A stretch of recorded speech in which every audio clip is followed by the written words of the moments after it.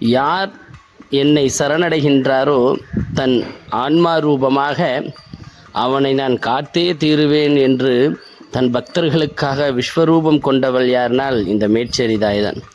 ஒவ்வொரு பிள்ளைகளையும் தன் உயிராக எண்ணி தன் பிள்ளைகள் கொடுக்கின்ற பாலமுதை தன் பிள்ளைகளினுடைய பாவத்தை போக்கக்கூடிய வழியை ஏற்படுத்தி கொடுத்தவள் யாருன்னா இந்த அம்பாள் தான். எண்ணிலடங்காத பக்தர்கள் ஒவ்வொரு அமாவாசை இரவிலும் கொதிக்கின்ற குருதியில் வினை தீர்த்து அவன் அருளை பெற்று வாழச் செய்பவள் யாருன்னா இந்த அம்பாள் தான். அம்மா, என்னுடைய வாழ்க்கையெல்லாம் சர்வமாக அழிஞ்சு போயிடுச்சு, எனக்கு வாழ வழி தெரியல என்று இருள் சூழ்ந்த நிலையை மாற்றித் தருவேன், என்னை மண்டியிட்டு சரணாகதி யார் ஒருவர் இரவில் சரணடைகின்றாரோ அவருக்கு நான் தாயாக இருப்பேன் என்று சொன்னவள் தான் இந்த அம்பாள்.